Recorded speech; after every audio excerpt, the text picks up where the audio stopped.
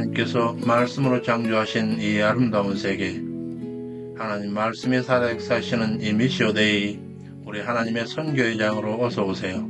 하나님의 자비로우신 사랑이 항상 여러분과 함께 하시기를 축원합니다.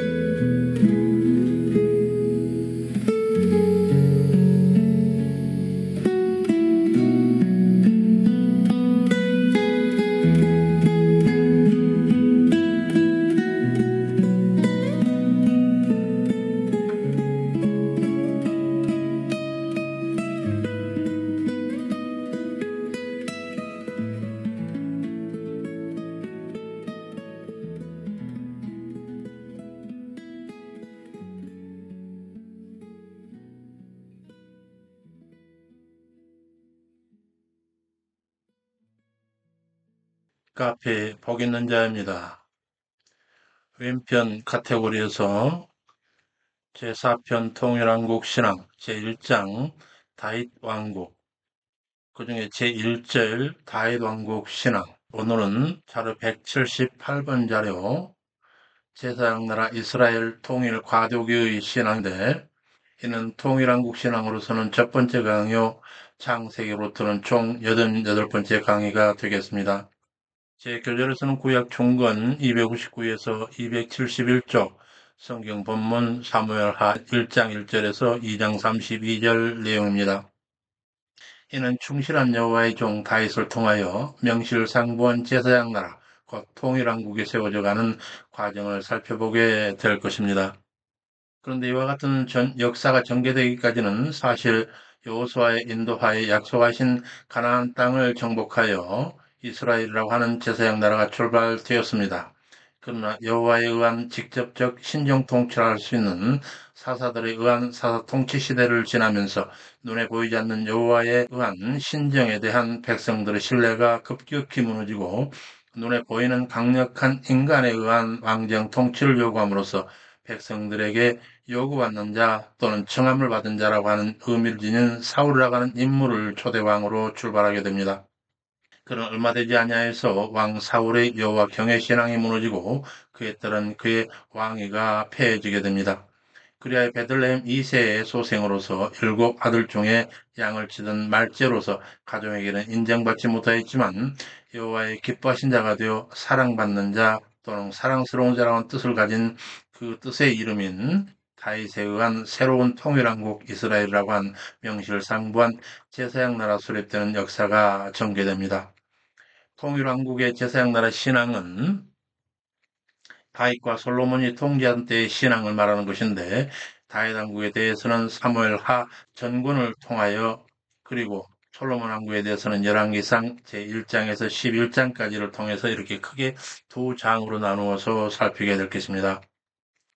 제4편 제사장 나라 통일왕국의 신앙, 제1장 제사장 나라 다윗 왕국. 이는 사무엘 하 전권을 통하여 기록하고 있습니다. 제1절 다윗 왕국의 신앙. 다윗에 의한 국가 통일의 전사와 치적을 살피는 중에 그 영성의 흐름과 여호와를 향한 신실한 반응을 우리의 신앙 모범으로 삼아서 살피게 될 것입니다. 제일 먼저 통일한국 가도기의 신구 세력 간의 충돌에 관한 기사가 전개되는데 찬존 사울 세력과 다윗 세력 간의 충돌이 되겠습니다. 다윗이 우구하던 블레셋 시글락에서의 기사입니다. 사무엘하 1장 1절에서 16절. 사울 사후 다윗이 아말렉을 도륙하고 시글락에 돌아와 이틀이 되던 때 한 아말렉 사람이 찢어진 옷에 흙으로 뒤범벅된 머리로 사울 진에서 왔노라 하여 곧바로 다윗이 이르되 일이 어떻게 되었느냐 너는 내게 고하라 하며 그가 이르기를 우연히 길보아 산에 올라보니 이 대목은 다윗이 사울의 전사 소식을 듣는 장면입니다. 그런데 그 소식을 전하는 자가 한 아말렉인이었고 그의 보고하는 태도에 대해서 옥스포드 해설하고 있습니다. 각주 1번에서 3번. 사무엘상 마지막 장, 곧 사무엘상 31장에서는 브레셋과의 전쟁을 배경으로 하여 사울의 죽음을 언급하였는데 사무엘하 도입부인 이 본문은 다윗이 아말렉 사람을 도륙하고 돌아온 것을 그 배경으로 하고 있습니다.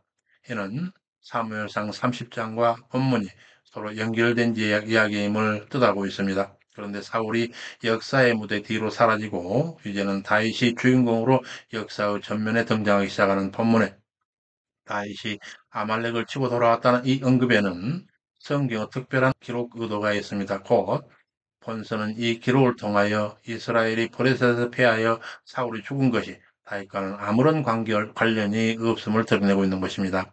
곧 블레셋이 이스라엘과 전쟁하는 동안 다윗은 아말렉과 전쟁 중이었음을 밝혀서 이스라엘이 블레셋에 의해 패배한 사건, 특별히 사울 왕이 길보아산 전투에서 죽음을 맞이한 그 사건은 다윗에 한 것이 아니라 하나님의 주권적 섭리였음을 드러내고자 하는 것입니다. 다음 각주로 와서 한 아말렉 사람의 등장으로 다윗의 새로운 활동이 시작되고 있습니다. 다윗이 아말렉 사람을 도륙하고 온 직후 한 아말렉 사람이 사울 소식을 다윗에게 가져왔다고 하는 점이 역설적입니다. 한글 개혁성경은 보이지 않지만 어느 성경은 보라라고 하는 힘내라고 하는 히브리어 탄성으로 우리 관심을 이 사건에 집중시키고 있습니다. 본문 초두 히브리의 왜 힘내 이십바를 직역해보면 그리고 보라 한 사람이 온도다로 시작하고 있습니다. 다윗이 시글락에서 길보아산 전투 결과를 이틀이나 기다린 것을 아는 독자들은 보라라고 하는 이 말을 읽자마자 과연 그 한 사람이 누구이며 그 사람이 왜 사울의 진에서 나와 다윗에게 이르렀는지에 대한 깊은 관심을 가지게 하고 있습니다. 그런데 그 보고는 감각적으로 사울을 둘러싸고 있는 이스라엘 병사들도 많이 있었을 것이고 더더군다나 병기던 자가 항상 사울과 함께 있을 터인데 사울이 우연히 길보아 산에 오른 구경꾼과 같은 아말렉인을 특별히 불러서 만났다고 하는 것은 납득하기 어려운 일입니다. 그는 다윗의 보상을 기대하면서 우연히 올랐던 길보아 산에서 사울이 자신을 불렀다는 필연성을 내세우면서 자신의 허위 보고를 사실로 위장하고 있는 장면이라 할 수 있습니다. 그래서 본문으로 돌아가서 그가 이르기를 우연히 길보아 산에 올라보니 사울이 자기 창을 의지하였고 병거와 기병은 저를 초급히 따르는데 그가 불러 돌아보니 누구냐 하시기로 아말렉 사람이라 한즉 치명상을 입었으니 죽이라 명하시기로 그의 보기에 왕이 더는 살 수 없는 몸이라 죽이고 멸류관과 팔찌를 가져왔노라 고하매 다윗과 그 부하들이 그의 말을 듣고 옷을 찢고 또 다윗은 사울 왕과 요나단 부자의 죽음과 이스라엘의 패전 소식으로 저녁 때까지 슬피 울며 금식하더라. 사울 전사 소식을 전한 이 아말렉인과 그 소식을 전한 다윗과 다윗의 병사들의 모습에 대한 옥스포드에서를 보겠습니다. 각주 4번에서 7번. 더구나 본문에서 자신을 아말렉 사람이라고 밝힌 소년의 진술은 사울이 사무엘상 31장 4절에서 자신이 할례 없는 자들인 블레셋에게 모욕을 당할까 두려워 자기 병기든 소년에게 자신을 죽일 것을 명령한 내용과 정면으로 표시되고 있습니다. 할례 없는 이방인에게 죽는 것을 모욕으로 생각했던 사울이 할례 없는 이방 아말렉 소년에게 자신을 죽여달라 부탁했다고 하는 것은 이치에 전혀 맞지 않는 얘기가 됩니다. 상황 파악을 제대로 하지 못한 채 본문에서 이 소년이 자신의 신분을 강조하고 있는 것은 자신이 다윗의 대적 사울에게 죽음을 안겨주었음을 강조하면서 자신의 공로를 더 높이려고 하는 의도에서였을 것입니다. 이 소년은 다윗이 사울을 피하여 블레셋에 있었기에 그가 반이스라엘 반사울적인 정서를 가지고 있었을 것이라 미루어 짐작하고 사울에게 죽음을 안겨준 장본인은 다름 아닌 이방 사람인 아말렉 사람 자신이었음을 강조했던 것입니다. 다음 각주로 와서 이 아말렉 사람은 부상당한 사울의 모습을 보고 그가 더 이상 살지 못할 것이라 판단하여 그를 죽였다라고 말하고 있습니다. 여기서 자기 악인이 자기 꾀에 스스로 빠지는 모습을 엿볼 수가 있는데 결국 아말렉 사람은 거절할 수 없는 사울의 요청에 따라 사울을 죽인 것이 아니라 결정적으로는 자신의 판단에 따라 사울을 죽였음을 자인하고 있는 셈이 되는 것입니다. 이런 소식을 접한 다윗 일행은 다음 각주로 와서 이스라엘 사람들은 죽음을 애통할 때나 전쟁에서 피한 것과 같은 비극을 접했을 때에 옷을 찢는 상징적 행동으로 자신의 슬픔과 심적 고통을 나타내었습니다. 다윗은 이스라엘의 기름 부음 받은 왕 사울과 자신이 생명처럼 아꼈던 친구 요나단의 죽음 앞에서 자신의 비통한 심정을 이러한 상징적 행동으로 나타냈던 것입니다. 그리고 다윗과 함께 있던 사람들도 이스라엘에 닥친 국가적 재난에 대해 다윗과 동일한 행동을 취함으로써 극도의 슬픔을 나타내었던 것입니다. 다음과 같뿐만 아니라 본문에 나타난 다윗과 부하들의 일련의 행동들은 그들이 사울과 요나단의 죽음과 그리고 이스라엘의 패전에 대해 진정으로 애도하고 있음을 나타내고 있습니다. 한편 그날 저녁 때까지 슬퍼한 것은 야베스 거민들이 사울의 죽음으로 인해 7일간 금식했던 것과는 대조가 됩니다. 이때 다윗과 부하들이 오랜 기간 금식할 수 없었던 것은 적군의 땅 블레셋 시글락이 거하고 있었으며 항상 전쟁의 상황에 대비하여야 했기 때문으로 볼 수 있습니다. 본문 돌아가서 다윗과 그의 부하들이 그의 말을 듣고 옷을 찢고 또 다윗은 사울 왕과 요나단 부자의 죽음과 이스라엘 패전 소식으로 저녁 때까지 슬피 울며 금식하더라. 다윗이 소식을 가져온 자에게 어디 사람이냐 하매 아말렉 사람 곧 외국인의 아들이니이다 하거늘. 이에 대한 옥스포드 해설입니다. 각주 8번. 여기서 너는 어디 사람이냐 한 다윗의 질문에는 여호와의 기름을 부음받은 이스라엘 왕 사울을 죽인 이 사람이 도대체 누구인가라고 하는 어감이 담겨 있습니다. 원문상의 대답은 외국인의 아들이 문장 앞에 위치하여 강제되고 있는데 여기 외국인이라고 하는 히브리 깨르는 오늘날로 말하면 일시적으로 머무는 상인이나 관광객을 나타내는 노크리와는 구별되는 용어로서 이스라엘 땅에 오랜 기간 캐류하며 여호와의 종교까지 받아들인 귀화 외국인을 가리키는 말입니다. 그렇다면 그의 진술대로 귀한 외국인 아들이었다면 오랜 기간을 이스라엘에 살아서 당연히 이스라엘 사정이 밝았을 것이며 이스라엘 율법을 알고 동일하게 지키며 살아왔을 터였습니다. 본문으로 돌아가서 다윗이 소식을 가져온 자에게 너는 어디 사람이냐 하매 아말렉 사람 곧 외국인의 아들이니이다 하거늘 이가 여호와의 기름 부은 자 죽이는 것을 두려워하지 않았도다 하고 그의 죄를 물어 처형하니라. 이에 대한 옥스포드 해설입니다. 각주 9번. 다윗은 자신을 죽이려고 했던 사울 왕의 죽음을 기뻐하지 않았으며 다윗을 위해 그를 제거했다고 자랑하며 보상을 기대한 아말렉 사람을 오히려 이스라엘 왕과 하나님을 멸시한 제목으로 사용해 처하게 했습니다. 이런 다윗의 모습은 앞으로 이스라엘 공식적인 왕으로 활동하게 될 그가 자신을 왕으로 세운 여호와에 대해서 취하게 될 순종의 자세를 미리 보여주고 있는 부분입니다. 실로 하나님께서는 신정왕국의 전통을 수립하기 위해서 이스라엘의 새로운 왕으로 선택하신 다윗을 블레셋과 이스라엘의 전쟁에 불참게 하심으로써 자신의 동족 및 여호와의 기름 부음 받은 종을 자기 손으로 치는 범죄를 저지르지 않게 하셨던 것입니다. 또한 거짓된 아말렉 사람을 이용하여 왕권의 상징인 사울의 면류관과 팔찌를 다윗에게 전달하게 하심으로써 다윗이 이스라엘의 공식적인 왕이 되었음을 보여주셨습니다. 다시 본문으로 돌아가서 이어 다윗과 요나단을 위한 다윗의 애가가 펼쳐지는데 곧 활의 노래입니다. 사무엘 하 1장 17에서 27절 다윗이 슬픈 노래로 사울과 그의 아들 요나단을 초상하고 이를 유다 족속에게 가르치라 명하였으니 곧 활의 노래라. 야사르 책에 기록되었으되 여기서 야사르 책에 기록된 활의 노래에 대하여 옥스포드 해설을 보겠습니다. 각주 10번에서 11번. 이 시의 제목을 우리 한글 개혁성경은 활노래라 했으나 어느 성경은 활트라고 하고 있습니다.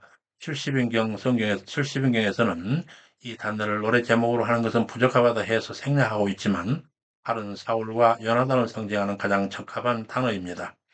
22절에서는 요나단은 활을 하였고 사무엘상 20장 18에서 22절 그리고 35절부터 40절에는 요나단의 활 솜씨가 매우 뛰어났으며 역대상 8장 40절에서는 사울과 요나단이 속한 베냐민 지파를 활을 잘 쏘는 용사들로 소개하고 있습니다.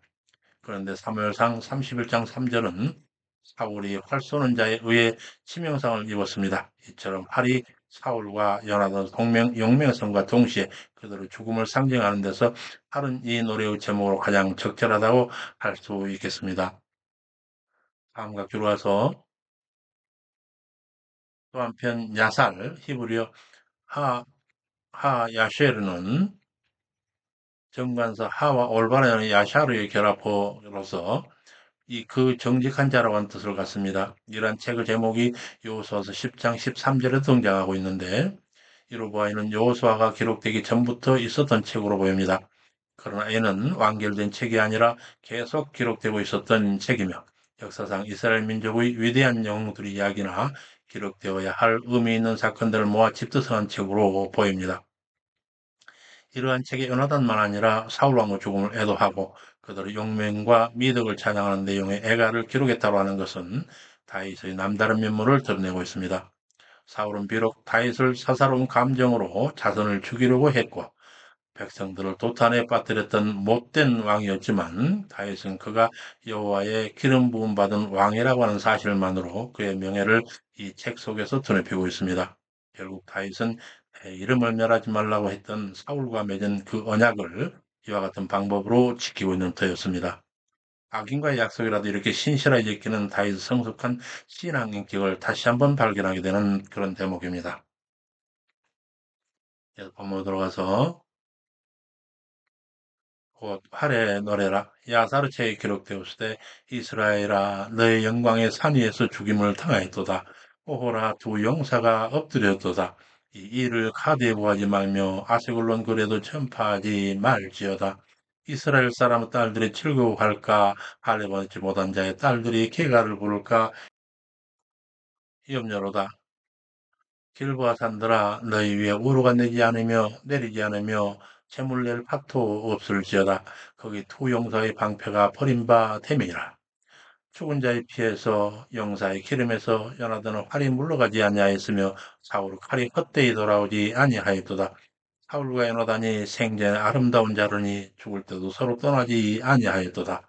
저희는 독수리보다 빠르고 사자보다 강하였도다. 이스라엘 딸들아 사울을 슬퍼하여 울지어다.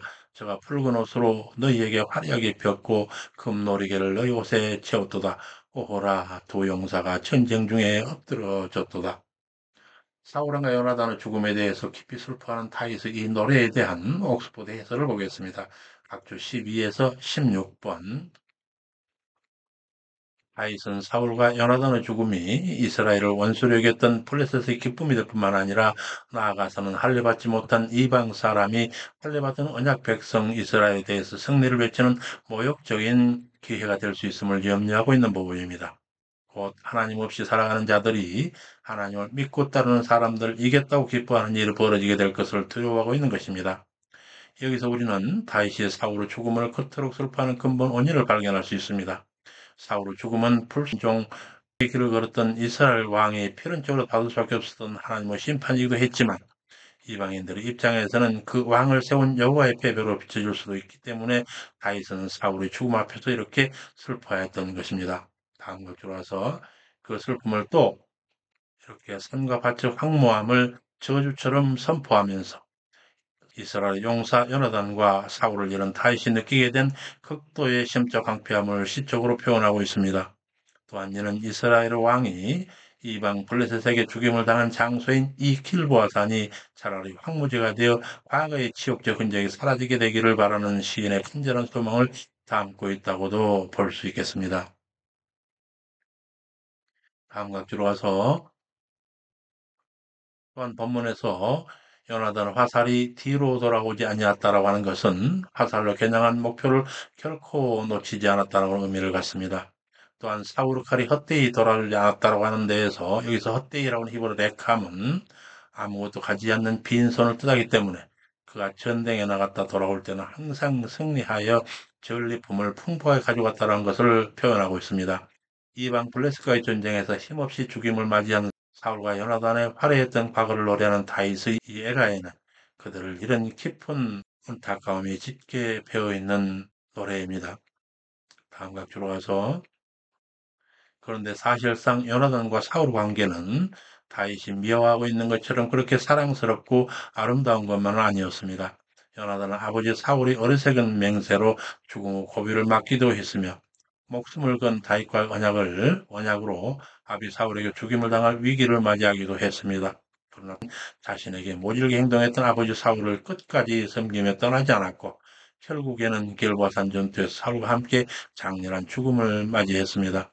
다윗은 이러한 요나단을 송구하며 무게를 두고 요나단과 사울 관계를 칭송하고 있는 것입니다.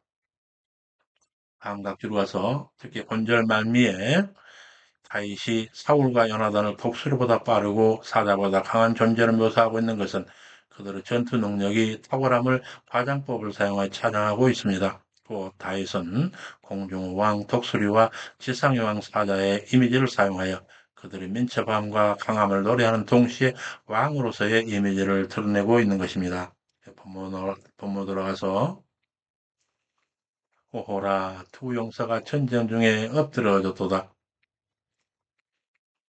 요나단이 네 산 위에서 죽임을 당하였도다. 내 형 요나단이여 내가 애통함은 그대는 내게 심히 아름다움이라. 그대가 나를 사랑함이 기이하여 여인의 사랑보다 성하였도다. 오호라 두 용사가 엎드러졌으며 싸우는 병기가 망하였도다 하더라.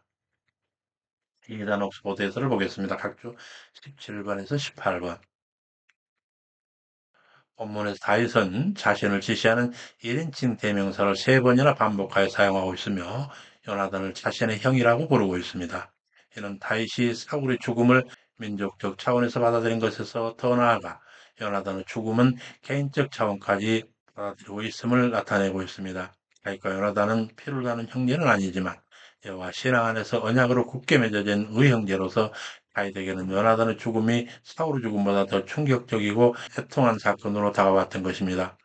다윗에 대한 요나단의 사랑이 여인들의 사랑보다 뛰어났다고 하는 그 의미는 그 사랑이 자식을 향한 어머니의 사랑, 남편에 대한 아내의 사랑, 남녀 간의 사랑보다 더 절대적이고 헌신적이었음을 시사하고 있습니다.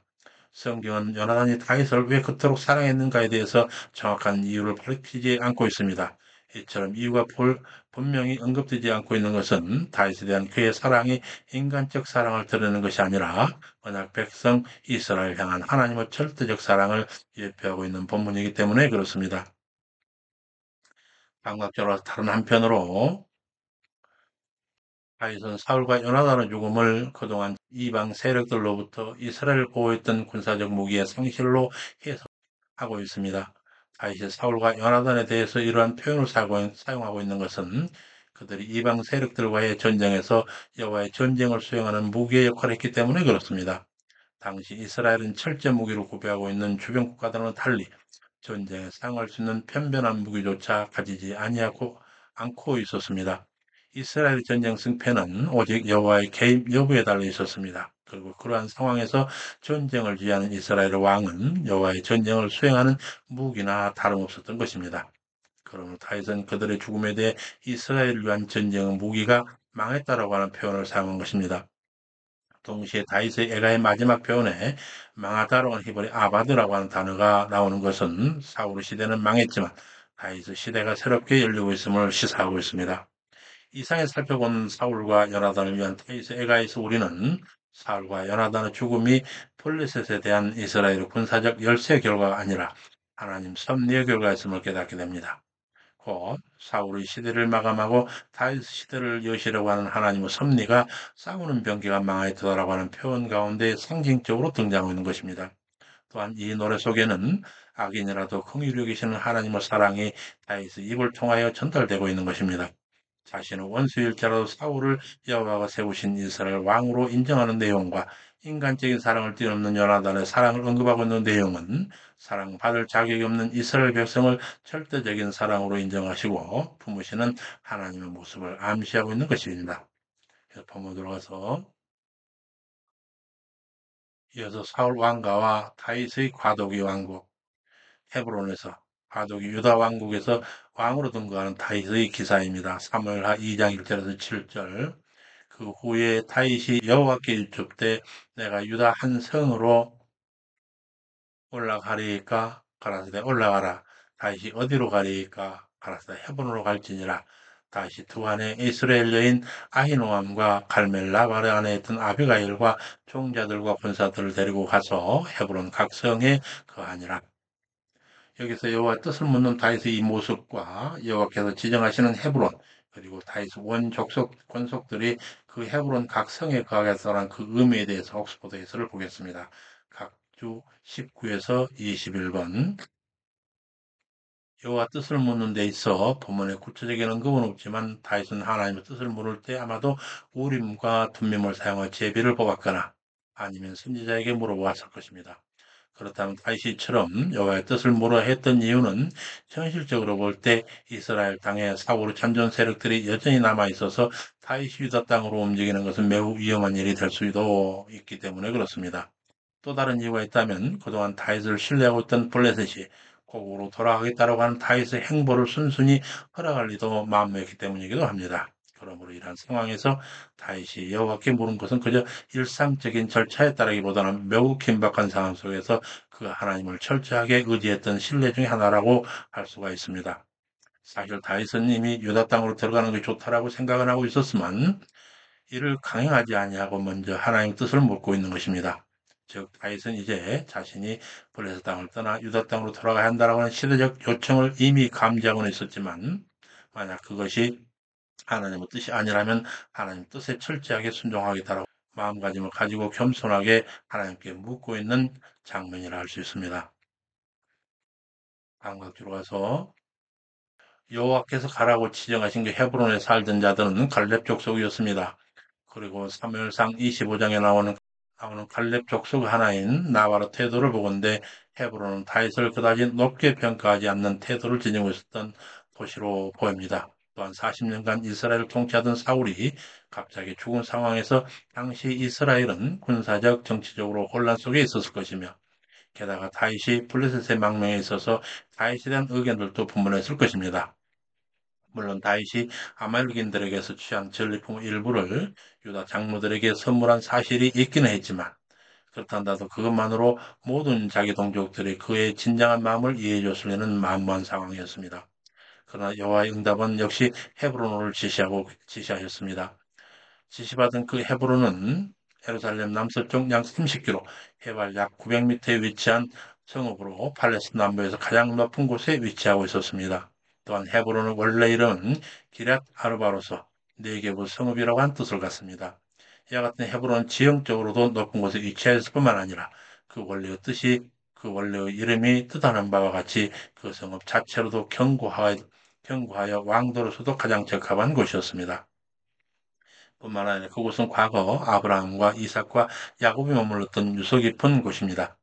결국 다윗은 이 지역에서 유다 사람들로부터 다시 기름 부음을 받고 유다의 왕으로 등극하게 됩니다. 그리고 헤브론은 이스라엘이 다윗 왕국과 사울 왕국으로 분리되어 있던 상황에서 약 7년간 다윗 왕국 수도로서의 기능을 감당하게 됩니다. 본문은 여호와를 철저하게 의지하는 다윗의 신앙적인 모습과 당신을 의뢰하는 자에게 갈 길을 밝게 보이시고 가장 안전한 길로 인도하시는 하나님 신실하심이 잔잔히 드러나고 있는 본문입니다. 다음 각주로 와서 그런데 다윗의 권속들이 헤브론 각 성에 거하였다고 하고 있는데 이는 다윗과 그에 속한 사람들이 헤브론에 있는 모든 성읍에 거주하게 되었다는 의미가 아니라 헤브론을 중심으로 하여 그 근처에 있는 지방 구역에까지 퍼져 거주하게 되었음을 의미하고 있습니다. 곧 본문은 사울의 시기로 인하여 광야로 또 이방 땅 블레셋으로 외로운 도피 생활을 떠났던 다윗이 이제 그 도피 생활을 마감하고 많은 추종자들과 함께 유다 땅으로 입성해 정착하게 된 사건을 소개하고 있는 말씀인 겁니다. 한번 들어가서 이 두 아내 이스라엘 여인 아히노암과 갈멜 라발 아내였던 아비가일과 종자들과 권속들을 데리고 헤브론 각 성에 거하니라. 유다 사람들이 와서 다윗에게 기름을 부어 유다 족속의 왕을 삼았더라. 유다 사람들이 와서 다윗에게 기름을 부어 왕을 삼은 이 일에 대해서 옥스포드에서를 듣겠습니다. 각주 22번. 여기도 유다 사람들은 유다에 살고 있는 모든 남자들이나 일반 백성을 의미하는 것이 아니라 유다를 대표하는 신분의 장로들이나 제사장들을 의미합니다. 왜냐하면 이들이 다윗을 방문한 목적은 그에게 기름을 부어 유다의 왕으로 삼기 위한 특별한 것이었기 때문에 그렇습니다. 그들이 유다의 지도자에 따른 사실은 다윗이 시글락에서 아말렉과의 전쟁에서 얻은 탈취물 중 일부를 그 지역의 유력 인사들인 유다 장로들에게 보냈던 사실을 감안할 때 더욱 분명해 보입니다. 뭐 들어가서 거기 다윗에게 고하되 사울을 장사한 사람은 길르앗 야베스 사람이니이다 하매 다윗이 야베스 사람들에게 사자들을 보내어 너희가 너희 주 사울에게 은혜를 베풀어 장사했으니 여호와께 복을 받을지어다. 나도 그 선한 일에 너희 갚으리니 너희는 손을 강하게 하고 담대히 할지어다. 너희 주 사울이 죽었고 또 유다 족속이 내게 기름을 부어 저희 왕을 삼았음이라. 다윗이 헤브론에 들어와 왕에 오르는 순간에 갑자기 야베스 족속에 대한 이야기가 등장하는 일에 대해서 옥스포드에서를 듣겠습니다. 각주 23에서 25번. 그런데 여기서 유다 사람들이 갑자기 길르앗 야벳 사람들이 사울을 매장한 일을 다윗에게 한 까닭은 첫째 사울을 향한 다윗의 마음을 떠볼 생각에 더했으며 두 번째로는 사울과 길르앗 야벳 사람들과의 관계를 분명하게 부각시킴으로써 간접적으로는 자기들이 사울과 가져왔던 친분 관계를 다윗 앞에서 희색시켜 보려고 하는 노력이었다고도 볼 수 있고 또한 세 번째로는 아직도 목숨의 위협을 감수하면서까지 사울에게 충성을 맹세하고 있는 자들이 이스라엘 가운데 있다라고 하는 것을 다윗에게 간접 경고하는 것이라고 할 수도 있습니다. 어쨌든 유다 사람들이 이러한 보고는 다윗이 사울과 적대 관계에 있다라고 하는 생각이 전제되어 있는 것입니다. 그러나 다윗은 이러한 유다 사람들의 생각과는 달리 이전부터 하나님과 기름 부음 받은 자에게 대해서 취해왔던 존중의 태도를 시종일관 유지하고 있는 것을 보게 됩니다. 곧 길르앗 야벳 사람들이 취했던 행동을 지극히 당연한 행동으로 간주한 것입니다. 뿐만 아니라 다윗은 이를 위협적인 일로 여기지 않고 오히려 모든 기름 부음 받은 자에 대해 행해야 할 충성의 모범으로 삼아 그들에게 보상할 것을 약속한 것입니다.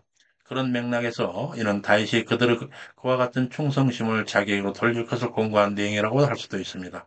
곧 다윗은 자기가 사울을 이어 이스라엘 위에 기름 부음 받은 왕임을 그들에게 주지시키고 있는 본문인 것입니다. 다음 각주로 와서 그런데 그 길르한 야베스는 므낫세 지파에 속한 유단 동편 지역입니다. 이 지역 사람들은 과거에 암몬 왕 나하스에 침략당했을 때 사울의 도움으로 구원받은 적이 있었습니다.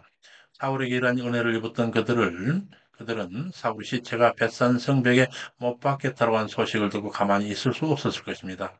그래서 길르한 야벳 사람들은 밤을 틈타 사울의 시체를 벳산 성벽에서 재빨리 가져와서 죽은 사울이 더 이상은 수치를 당하지 않도록 장사하였던 것입니다. 다음을 들어와서 다윗이 이렇게 여호와의 은혜를 우선적으로 밝히고 자신이 베풀 보상에 대해 나중에 언급하는 것은 자신이 베푸는 보상 역시 여호와의 축복 속에 포함된 것임을 드러내기 위한 것입니다. 다윗은 사울 왕에 대한 길르한 야벳 사람들의 선행을 자신의 상황에서 자의적으로 해석하지 아니하고 철저히 여호와 중심으로 판단했으며 그에 대한 보상도 여호와 하나님의 영광을 앞세워 시행하는 일관된 모습을 보여주고 있는 본문입니다. 다른 한편 마하나임에서는 사울의 잔존 세력 이스라엘의 사울의 아들 이스보셋이 이스라엘 왕에 등극하는 일이 일어납니다. 사무엘하 2장 8절에서 9절. 사울의 군장 네르 아들 아브넬이 이미 사울의 아들 이스보셋을 데리고 마하나임으로 건너가서 길르앗과 아술과 이스라엘과 에브라임과 베냐민과 온 이스라엘의 왕을 삼았더라. 사울 왕과 참전 세력 이스라엘에 대한 옥스포드 해설을 살피겠습니다. 각주 26에서 28번. 본절에서 사울이라는 이 명칭이 두 번 사용되고 있습니다. 곧 기자는 이스라엘의 실질적인 통치자가 된 아브넬을 사울에 속한 군장 네르 아들로, 사울의 뒤를 이어 북이스라엘 왕이 될 이스보셋을 사울의 아들로 명시하여 소개하고 있습니다. 이는 곧 아브넬과 이스보셋이 사울과 구별되는 독립된 정치 세력이 아니라 여전히 사울 왕가의 천존 세력임을 강조하고 있는 본문인 것입니다.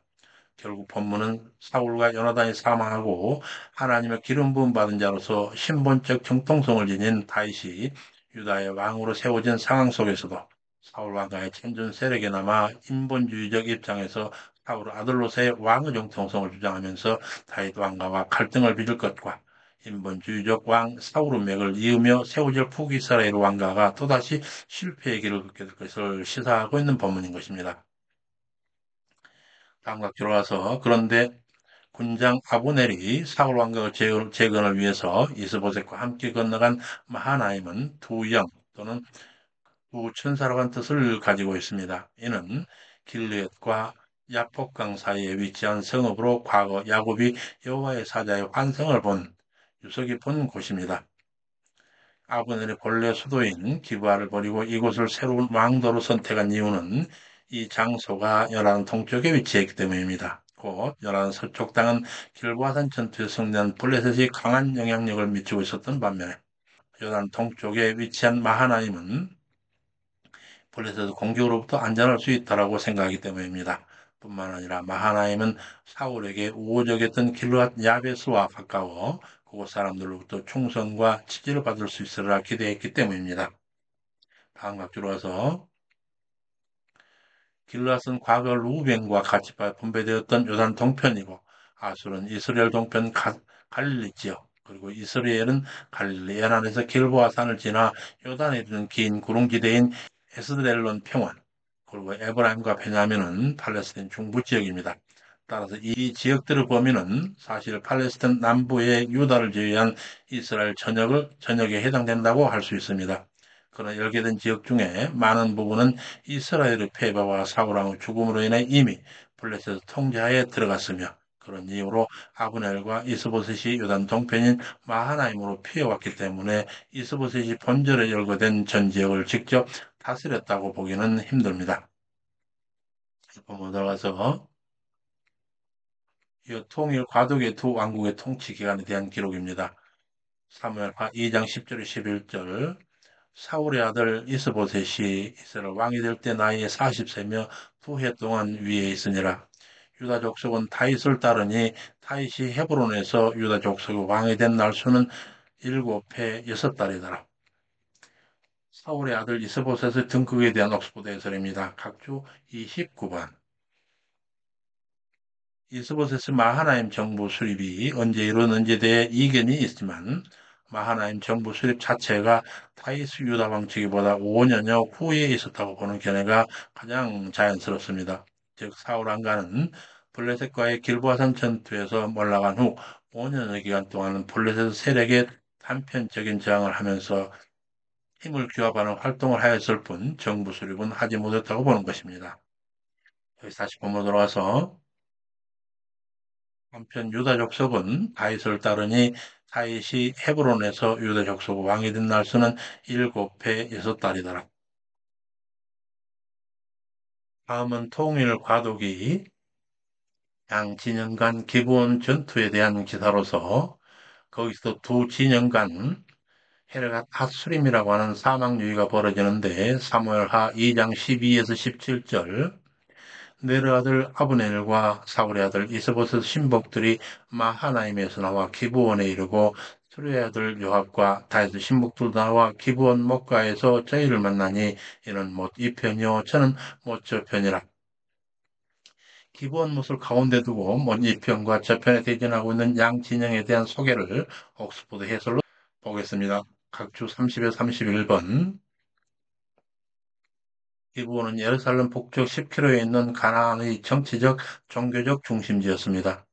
또한 이 지역은 가나안 입성 후 유다 지파에 분배된 지역의 경계선과 매우 가까운 곳이었기 때문에 다윗의 신복들의 대응이 민감한 지역이었습니다. 그런데 본문은 하나님이 이미 사울 왕권을 다윗에게 넘긴 상황에서 그 섭리에 역행하여 이스라엘에서의 지배력을 확대하려고 마하넴에서 약 60km 떨어져 있는 기브온을 향하고 있는 사울 왕가에 속한 자들의 어리석인 야욕을 잘 드러내 보여주고 있는 장면입니다. 그런데 이에 대적하는 다윗 진영을 보면 다음 각주로 와서 사울 왕가에 군대 장관 네르 아들 아브넬이 있다면 다윗 왕가는 수르의 아들 요압이 있었습니다. 이런 대구적 표현은 두 왕가 사이에 조성된 팽팽한 긴장 관계를 효과적으로 드러내고 있습니다. 한편 수르야는 다윗의 누이로 그의 아들 요압은 다윗의 생질이었습니다. 이렇게 다윗과 친척 관계에 있는 요압은 다윗의 군대 장관으로 용사 중에 용사였습니다.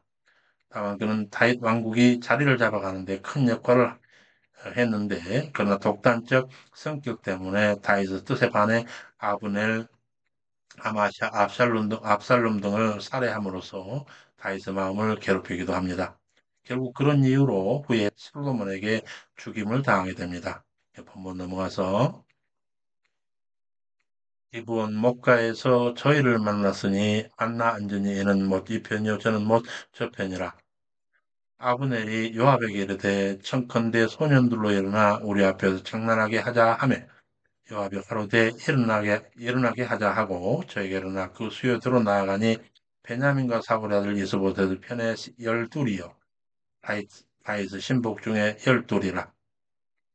사울 진영 군대 장관 네르 아들 아브넬이 다윗 진영 군대 장관 다윗의 누이 수레의 아들 곧 다윗의 생질 요압에게 사망 유의를 벌이자고 격동해서 서로 대적하여 선 두 진영의 용사 각각 12이었는데 이에 대한 옥스포드 해설을 듣겠습니다. 각조 32에서 33번.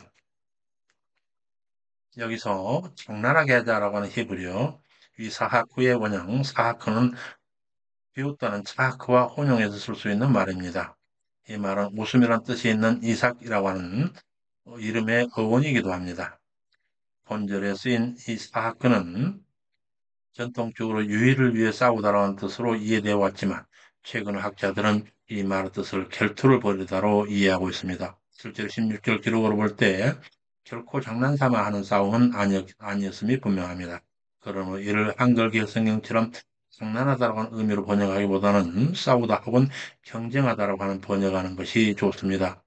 즉 아브넬은 양측을 대표하는 기량이 뛰어난 용사들로 하여금 싸우게 함으로써 승부를 결정짓자고 제의하였던 것입니다. 다음 각주로 와서 그런데 여기 본문에서 사울 후 진영을 나타내는데 특별히 베냐민이 언급되는 것은 북이스라엘 군대가 사울에 속해 있던 베냐민 지파를 중심으로 구성되어 있었음을 암시한 것입니다. 그리고 여기서 베냐민 지파를 부각시키는 것은 다윗의 진영과 대적하고 온 사람들이 바로 사울에 속한 사람됨을 강조하기 위한 것입니다. 즉 이러한 표현을 통하여 베냐민 지파의 사울이 이미 여호와께 버림받은 왕이라고 하는 사실을 드러냄으로써 그들이 결코 승리할 수 없음을 시사하고 있는 것이기도 합니다. 또한 선발된 자들의 수가 열둘인 것은 이스라엘의 12지파를 상징하는 것으로 두 진영 중에 누가 이스라엘의 정통선지였는지를 입증하겠다는 의미를 가지고 있는 것입니다. 본문 들어가서 저희가 일어나 그 수요대로 나아가니 베냐민과 사울의 아들 이스보스 편의 열둘이요 다윗의 신복 중에 열둘이라. 이 적수의 머리를 잡고 칼로 적수의 옆구리를 찌르며 일제히 쓰러진지라. 그것을 헬갈 핫수림이라 일컬었으며 기브온에 있더라. 그날 싸움이 심히 맹렬하더니 아브넬과 이스라엘 사람들이 다윗 신복들 앞에 패하니라. 그 참혹했던 동족 상잔과 당시 패전 진영이었던 아브넬과 이스라엘에 대한 옥스퍼드에서를 듣겠습니다. 각주 34에서 35번. 전투가 벌어진 장소로 언급된 헬가사 수림, 곧 히브리어 헬카트 하수림에서 헬카트의 원형 헬카는 땅의 일부라고 하는 뜻으로 밭으로 번역됩니다. 또한 하추림은 정관사 하와 대적 또는 딱딱한 또는 히브리어 차르의 복수형의 결합으로 보이는데 차르의 의미를 대적으로 보면 대적들의 밭이 되어 양 진영의 적개심을 상징하는 이름이 됩니다. 그리고 이를 딱딱한 돌로 보면 돌짝 밭이라고 하는 뜻으로 참여한 용사들의 완고한 저항을 상징하는 이름으로도 볼 수 있습니다. 한편 10편 89편 43절에서는 이 단어가 칼의 날로 번역되므로 이를 칼날이 밭이라고 해석할 수 있는데 이 경우는 그 장소에서 벌어진 잔인한 싸움을 상징하는 이름이 됩니다. 따라서 이 중 마지막 견해가 문맥상 가장 널리 인정되고 있습니다. 다음과 들어와서 패한 진영을 본문에서는 아브넬과 이스라엘 사람들로 언급된 반면 12절에서는 아브넬과 이스보셋 신복들로 언급되며 25절에서는 아브넬과 베냐민 족속으로 언급하고 있습니다. 이러한 표현으로 볼 때 매번 등장하고 있는 아브넬은 사울 진영의 실질적인 통치자임을 나타내고 있으며 나머지 세 부류는 당시 배경에 따른 명칭만 다르게 붙여졌을 뿐 동일한 대상임을 드러내고 있습니다. 곧 이스라엘 사람들, 이스보의 신복들, 그리고 베냐민 족속은 모두 아브넬의 통치를 따른 자들인 것입니다. 한편 이스라엘 사람들이라고 하는 안위의 이스라엘은 이라는 표현은 30절에 등장하는 요압의 무리와 대조를 보입니다. 본문 넘어가서 아브넬 진영이 패주할 때 이스보셋 군장 아브넬과 요압의 아우 아사엘에 관한 기사입니다. 사무엘하 2장 18에서 23절. 그곳에 수레아의 세 아들 요압, 아비세, 아사엘이 있는데 아사엘의 발은 들노루같이 빠르더라. 아사엘이 아브넬을 쫓되 좌우로 치우치지 않고 쫓으니 아브넬이 뒤를 돌아보며 아사엘아 너는 좌편을 쫓아 소년 하나를 잡아서 그 군복을 빼앗으라 하되 아사엘이 치우치기를 원치 아니하고 뒤를 쫓으며 이것을 이스라엘 군장 아브넬이 패주할 때 유다 군장 요압의 아우 아사엘이 끈질기게 그 뒤를 쫓는데 이 일로 인하여 원수지가 되는 아브넬과 요압 사이에 대해서 옥스포드가 해설합니다. 각주 36에서 37번. 프로야의 세 아들 요압과 아비새와 아사엘이 함께 언급되고 있습니다. 그 중에 북이스라엘이 남유다에 패한 이후에 요압의 형제인 아사엘이 아브넬을 잡으려다 그에게 오히려 죽임을 당하는 일화가 다뤄지고 있는데 여기서 이 사건을 굳이 다루는 것은 이 일로 인하여 요압과 아브넬이 더 이상 화해할 수 없는 적대적 관계가 되기 때문에 그렇습니다. 또한 이 일 후에 요압이 아브넬을 암살하는 계기가 되기 때문입니다. 감각 졸아서 뒤쫓는 아사엘에게 소년이나 잡아 군복을 빼앗으라고 하는 아브넬이 아사엘에게 그렇게 제의하는 것은 그에게 합당한 상대를 찾아서 노략물이나 취하고 자신을 쫓지 말라 공고한 것입니다. 말하자면 본문은 자기처럼 노련한 자가 아살과 같은 경험 없는 자의 상대가 되줄 수 없다는 뜻을 담고 있는 것입니다. 이러한 본문에는 아사엘을 해치지 않으려는 아브넬의 의도와 자신의 상대가 안 되는 아사에 대한 아브넬의 초소가 동시에 담겨 있는 본문입니다.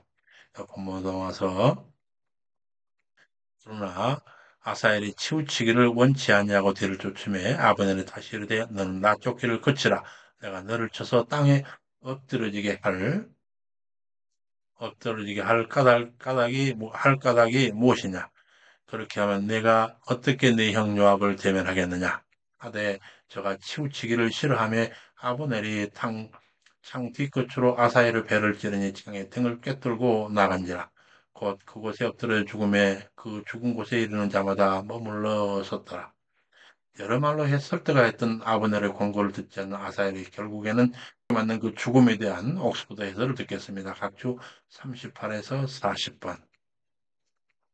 아브넬은 계속하여 자신을 추격하는 아사엘을 포기시키려고 마지막으로 그의 형인 요압을 언급하고 있습니다. 아브넬과 요압은 현재 적대적 관계에 있지만 과거 사울이 통치할 당시에는 동료였을 것입니다. 그렇기 때문에 아브넬은 요압의 동생인 아사엘을 쉽게 알아볼 수 있었습니다. 그리고 아브넬은 자신이 아사엘을 죽인다는 것은 그의 형인 요압의 원한을 사는 것이라는 사실도 잘 알고 있었습니다. 뿐만 아니라 이 말 가운데는 아브넬 자신과 견줄 수 있는 인물은 다윗 축의 최강의 용사를 할 수 있는 요압이기 때문에 자기와 경쟁 상대도 아니 되는 아사엘을 죽이는 것은 용사로도 수치스럽고 모욕적인 일이라고 하는 뉘앙스를 담고 있습니다. 다음과 들어와서 아브넬은 처음부터 아사엘을 창으로 찌를 생각이 없이 다만 창의 뒷부분을 이용하여 아사엘을 쳐서 그의 공격을 저지하려고 했던 것 같습니다. 그러나 아사엘이 너무 빠른 속도로 달려든 나머지 아브넬을 의도하는 관계없이 아브넬의 창 뒤끝에 찔러 죽고 만 것입니다.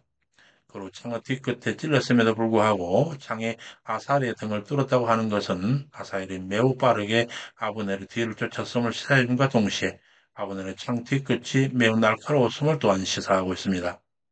특히 본문이 아사엘의 시체가 있는 곳에 이르는 자마다 물러섰다라고 말할 때 이들은 단지 전쟁에 참여한 그 당시 군사들만을 가리키는 말이 아니라 이후로 그곳을 지나던 여행자들이 아사엘에게 경의를 표하게 된 전통을 본문이 기록하고 있는 것이라 할 수 있습니다. 그리고 이와 같이 아사엘이 아브넬에게 죽임을 당한 사건은 북이스라엘과 남유다 간의 전쟁 자체보다 더 자세하게 묘사되고 있습니다. 곧 저자가 다윗 왕국이 첫걸음을 딛는 중요한 시점에서 아사엘의 죽음을 이렇게 자세히 묘사하고 있는 것은 다윗의 왕국에서 중요한 역할을 담당한 그의 형 요압을 염두에 두었기 때문입니다. 사실상 요압은 아브넬과 압살롬을 비롯한 다윗의 정적들을 제거함으로써 다윗 왕국 기틀을 공고히 한 공신이었습니다. 그러나 요압은 하나님을 두려워하지 아니하고 자신의 판단대로 행하는 인본주의적 인물의 대표자로서 앞으로 다윗을 통해 세워질 신정왕국 제도의 큰 장애물이 되기도 했습니다. 이러한 시각에서 본문은 정당 방해에 의해서 죽임을 당한 아사헤르 사건을 미리 언급함으로써 요압의 동생 원수를 갚기 위해서 아브넬을 죽이는 것이 부당한 일임을 미리 암시하고 있는 본문이기도 합니다. 본문 들어가서 마침내 아브넬의 제안으로 양 진영이 암마산에서 휴전을 하게 되는데 사무엘하 2장 24에서 28절 요압과 아비새가 아브네르를 쫓아 기브온 거친 땅 길가 기아 맞은편 암마산에 이를 때 해가 졌고 베냐민 족속은 함께 모여 아브넬을 따라 한때를 이루고 작은 꼭대기에 섰더라. 아브넬이 요압에게 외치되 칼이 영영이 사람을 상하겠느냐 마침내 참혹한 일이 생길 줄 알지 못하느냐 네가 언제나 무리에게 그 형제 쫓기를 거치라 명하겠느냐 요압이 가로되 네가 분단 곧 실마를 내지 아니하였다면 무리가 아침에 다 돌아갔을 것이요 그 형제를 쫓지 아니하였으리라 나팔을 불매 온 무리가 물러서고 다시는 이스라엘을 쫓지 아니하니라. 그런데 본 단락에서 아브넬이 내놓는 휴전 제안에 대하여 요압이 이렇게 된 데에는 아브넬이 말한 무슨 말, 곧 그 흔단, 다시 말하면 실마리가 되었던 것이라고 명백히 책망하고 있는데 그 책망에 대한 두 가지 해석이 있어서 이를 옥스포드 해석으로 살피겠습니다. 각주 41번입니다.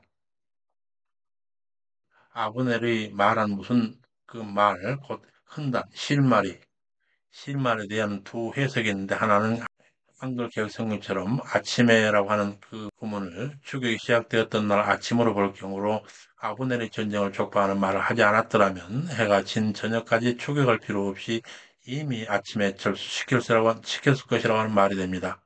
그러려면 본문이 지시하는 아브넬의 말은 소년로 소년들로 장난하게 하자라고 했던 부치금 말로 그 hun단이라고 하는 것, 실마라는 것이 그 부치금으로 말로 이해되어야 할 것입니다. 그리고 다른 견해로는 아침에라고 하는 그 어구를 휴격이 시작되는 그 다음날 아침으로 볼 경우로 이는 부정의 의미를 첨가해야만 합니다. 사실 본문은 맹세의 문장이기 때문에 본문에 굳이 부정어 없다 할지라도 의미상 부정어를 넣어 번역할 수가 있습니다. 이렇게 부정을 넣어서 본문을 다시 번역해 보면 하나님이 사시거니와 네가 말을 내지 않았다면 그 백성 각자가 그 아침 그때까지 그 형제로 물러가지 않았을 것이라가 되는 본문입니다. 그리고 이러한 해석에 따른다면 본문이 지시하는 아브넬의 말은 26절에 했던 휴전 제안을 가리킵니다. 곧 이 경우 본문은 아브넬이 방금처럼 휴전을 제안하지 않았다면 다음날 아침까지 추격이 계속되었을 것이라는 의미를 전달한 말씀이 되겠습니다. 이 두 가지 해석은 그 법상 둘 다 모두 가능한 해석이 됩니다. 본문 돌아가서 양 진영의 전투 결과에 대한 기사입니다. 3월하 2장 29에서 32절 아브넬과 그 종자들이 밤새도록 행하여 아라바를 지나 요단 건너 기론 온 땅을 지나 마하나임에 이르니라. 요압이 아브넬 족지를 거치고 돌아와 무리를 다 모으니 다윗의 신복 중에 19사람과 아사엘이 골이 났으나 다윗 신복들이 베냐민과 아브넬에게 속한 자들을 쳐서 360명을 죽였더라.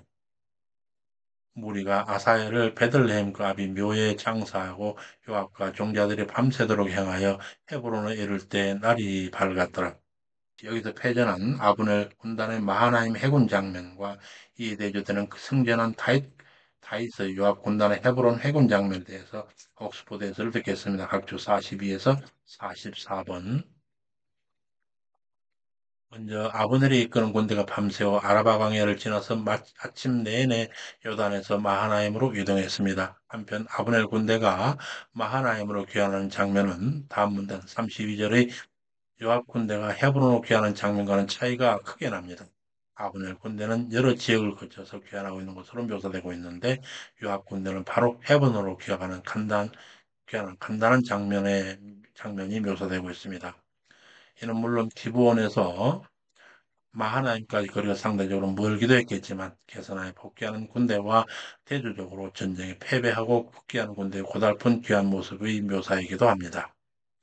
다음 각기로 와서 아브넬의 인적 피해가 컸는데 이는 다윗의 군대가 객관적 전력에 있어서 이스보셋의 군대를 앞섰기 때문에 많은 수를 살려고 했다는 의미를 나타낸 것이 아니라 이러한 전쟁 결과가 나온 그 배후에 인본주의적인 사울 왕국을 폐하시고 신본주의적 다윗의 왕국을 더 굳건히 하시려는 하나님의 섭리가 적용했음을 암시하고 있는 것입니다. 이 모두를 종합하면 다음과 같으로서 본장은 다윗의 유다 왕 등극과 이스보셋 이스라엘 왕 등극을 나란히 보도하면서 다윗이 점점 강해지고 사울의 집은 점점 약해져가는 배경을 다루는 기본 전투 사건을 다루는 과정에서 요압이라고 하는 인물이 아브넬과의 관계로 인하여 하나의 갈등 요소로 작용할 것임을 기사하고 있는 내용이었습니다. 여기까지 길보아 전투에서의 사울과 연하다는 전사 소식을 듣고 하루 노래로 애가를 불러 조상하던 다윗이 여호와의 뜻으로 유다 땅 헤브론으로 귀환하여 왕위에 올랐는데 다른 한편으로는 아브넬을 중심으로 한 사울의 잔전 세력이 인본주의적 사고로 유단 동편 마하나임에서 사울의 아들 이스보셋을 옹이하여 제사장 나라에 두 나라가 동시에 세워지는 과도기에 접어들었습니다. 두 세력이 기본 전투에서 통속상전을 거친 후에 휴전이 성립되고 승전한 다윗의 곧 유다 요압 군단은 헤브론으로 철군하고 패전으로 대상을 입은 이스보셋의 이스라엘 곧 아브넬 군단 마하나임으로 철군한 장면까지를 살폈습니다. 다음 시간에는 헤브론 다윗 왕가의 번성과는 대조적으로 사울 왕가는 내부 분열로 무너져 급속히 쇠락하게 되는데 마침내는 절뚝발의 무비보셋 외에 후손이 끊기고 사울 왕가가 완전히 종말을 맞이하게 되면서 여호와의 뜻대로 명실을 상부한 다윗 왕가가 여호와의 제사장 나로 나아가는 장면을 살피게 될 것입니다. 수고 많으셨습니다. 우리 하나님의 자비로우신 사랑이 주 예수 그리스도의 제자된 여러분과 가정의 구성원 각인의 영성 위에 항상 충만하시기를 간절히 축원합니다. 감사합니다. 샬롬.